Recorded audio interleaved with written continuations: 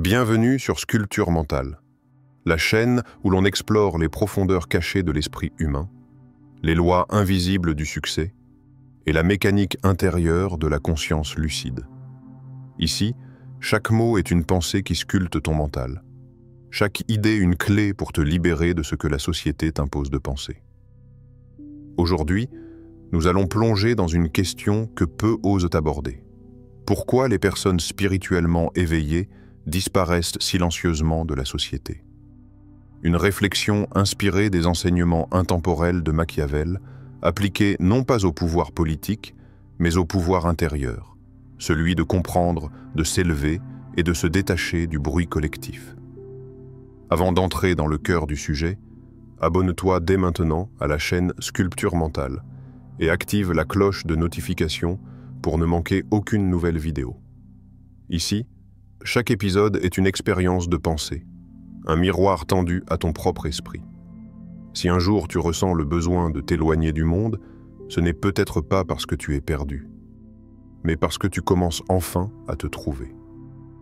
Reste bien jusqu'à la fin de cette vidéo, car ce que tu vas découvrir pourrait changer ta manière de voir la solitude, le silence et la véritable forme de puissance intérieure.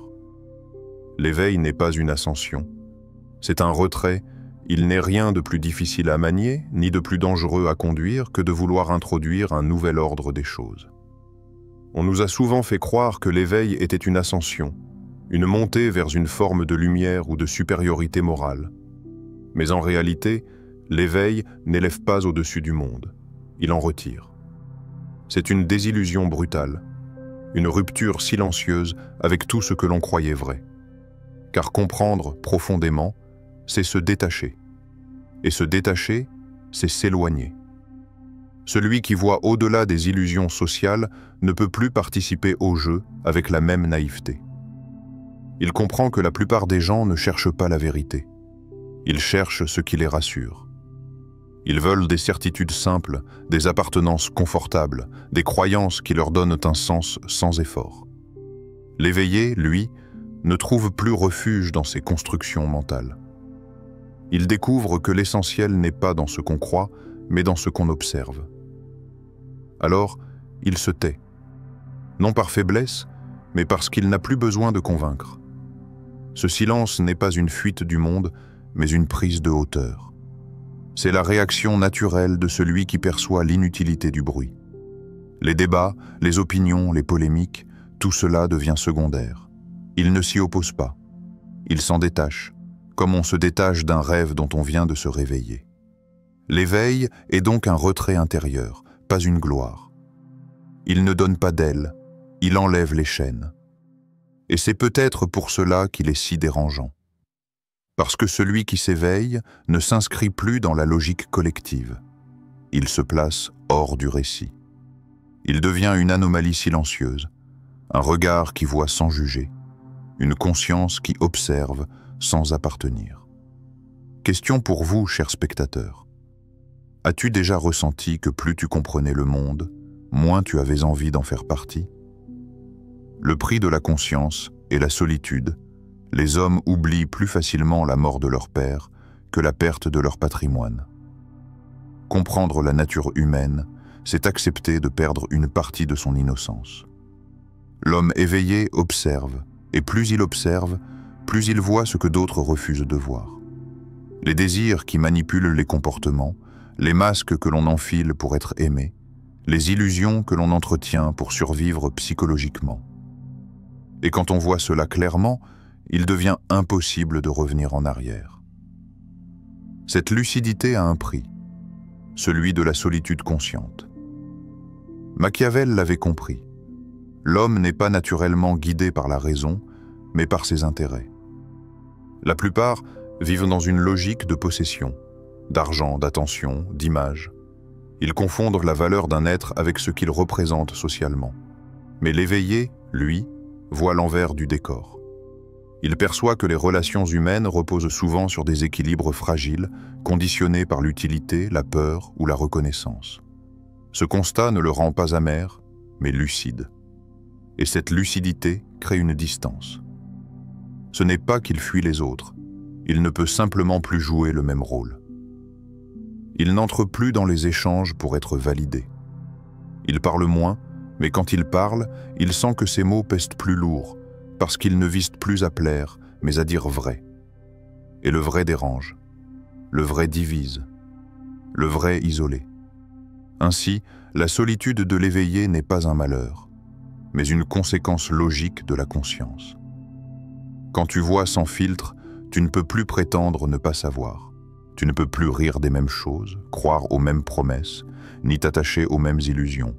Tu deviens témoin d'un théâtre où les acteurs ignorent qu'ils jouent. Et cette distance, si douloureuse soit-elle, devient ton espace de clarté. Question pour vous, chers spectateurs.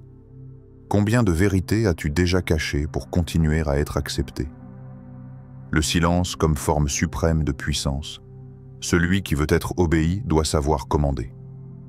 Dans un monde saturé de voix, le silence devient une arme. Ceux qui comprennent cela cessent de parler pour convaincre et commencent à se taire pour observer. Le véritable pouvoir ne se manifeste pas dans le bruit de la domination, mais dans la maîtrise invisible de soi. Machiavel ne parlait pas seulement de diriger les autres, mais de se diriger soi-même. Celui qui sait se contenir, qui choisit ses mots et ses gestes, exerce déjà une forme de souveraineté sur le chaos. Les éveillés ne cherchent plus à avoir raison, ils cherchent à comprendre. Et comprendre exige de se taire, parce que chaque parole dépensée inutilement est une fuite d'énergie. Le silence devient alors une stratégie, une manière d'accumuler, d'observer, d'évaluer sans se dévoiler. Il ne s'agit plus d'être entendu, mais d'être lucide. Dans la dynamique du pouvoir, celui qui parle trop perd son mystère. Celui qui se tait inspire la curiosité, voire la crainte. Le silence n'est pas une absence, c'est une présence maîtrisée. Il communique sans mots, il influence sans insister, il enseigne sans imposer. C'est la marque de ceux qui ne cherchent plus à convaincre, mais à rayonner. L'homme ordinaire parle pour exister. L'homme conscient se tait pour se posséder. Son silence n'est pas vide. Il est chargé d'intention, de compréhension, d'autorité intérieure. Il n'a plus besoin d'expliquer qui il est, car tout dans son attitude le révèle.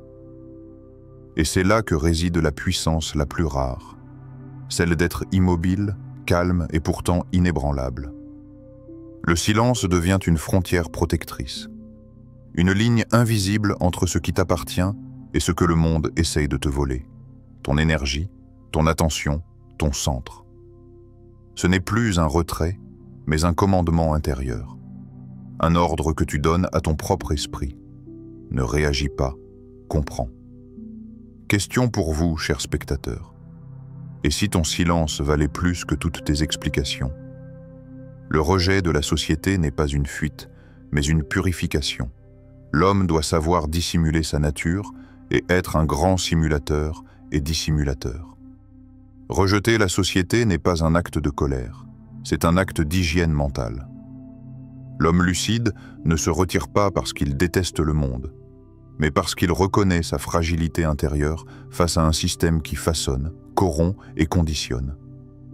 Il comprend que rester trop longtemps dans le bruit social, c'est risquer d'y perdre son authenticité. Et pour préserver la clarté de son esprit, il choisit la distance. Ce n'est pas un rejet des autres, mais une épuration intérieure.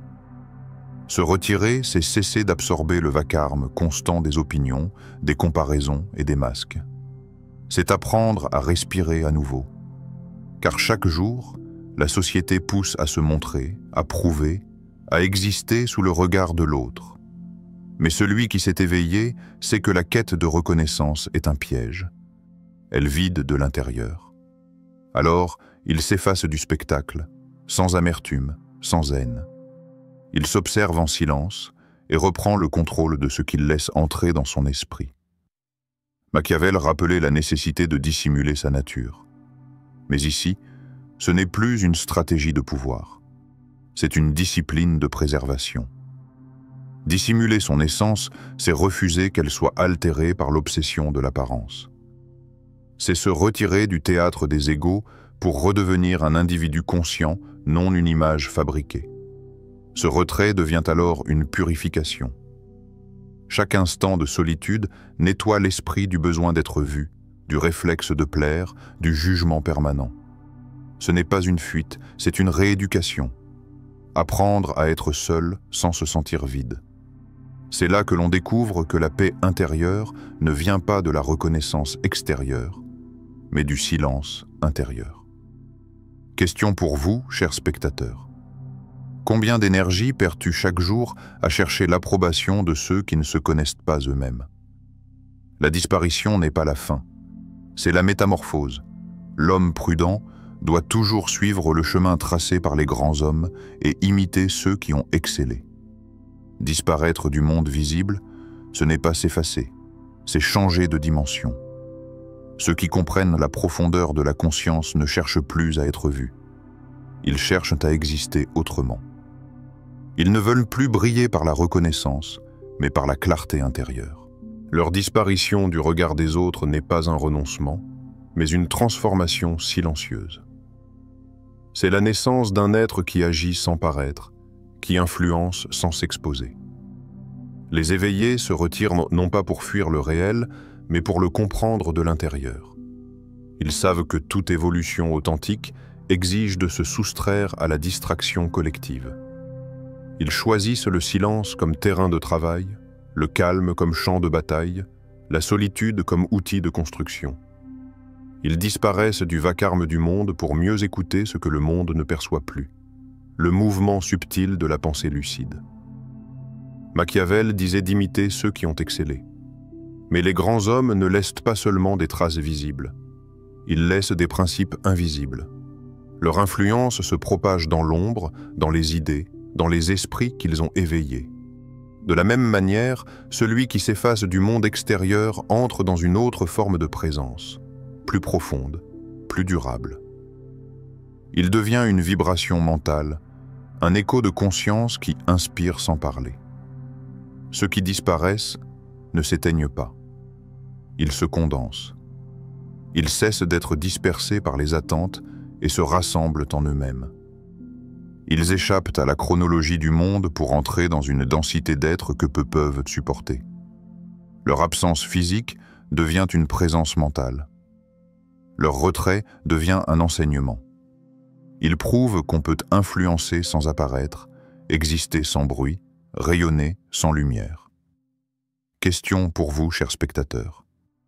Et si ton absence devenait le plus grand message que tu puisses transmettre? Le silence des éveillés est une révolution invisible. Celui qui contrôle l'apparence contrôle le monde invisible. Nous vivons dans une époque où tout doit être montré, commenté, exposé. La société moderne glorifie le bruit, l'opinion et l'instant. On mesure la valeur d'un être au volume de sa présence, non à la profondeur de son esprit. Mais les éveillés, eux, se sont retirés de cette mascarade. Ils ont compris que le véritable pouvoir ne réside pas dans la visibilité, mais dans la maîtrise de soi. L'éveil, aujourd'hui, n'est plus une ascension bruyante. C'est une disparition maîtrisée. Un choix conscient de se détacher du vacarme collectif pour bâtir un royaume intérieur. Ceux qui se taisent ne sont pas faibles, ils sont souverains. Ils ne cherchent plus à convaincre, à prouver ou à paraître. Ils cherchent à être. Et c'est cette simplicité radicale qui dérange le monde, parce qu'elle échappe à tout contrôle. Leur silence n'est pas une absence, c'est une résistance. C'est la révolution la plus subtile et la plus redoutable, celle de l'esprit libre. Dans un univers saturé de voix, choisir le silence, c'est reprendre le pouvoir. Ne plus réagir, c'est redevenir maître. Ne plus vouloir plaire, c'est retrouver la vérité. Machiavel l'aurait compris. Celui qui contrôle son apparence extérieure contrôle déjà le monde intérieur, et donc, indirectement, le monde tout court. Les éveillés bâtissent, dans le secret, ce que la société a détruit. La clarté de l'esprit, la souveraineté du caractère, la paix d'une conscience affranchie. Ils ne se battent pas contre le monde, ils s'en libèrent. Et leur silence, loin d'être une faiblesse, devient une onde qui transforme sans se montrer. C'est une révolution invisible, lente, mais inévitable. Si ce message t'a parlé, abonne-toi à Sculpture Mentale. Laisse en commentaire la phrase qui a le plus résonné en toi, celle qui t'a fait réfléchir. Et cliquez sur la vidéo qui s'affiche à l'écran pour plonger encore plus loin dans la pensée machiavélienne appliquée à la transformation intérieure. Ta présence ici n'est pas un hasard. C'est peut-être le début de ta propre révolution silencieuse.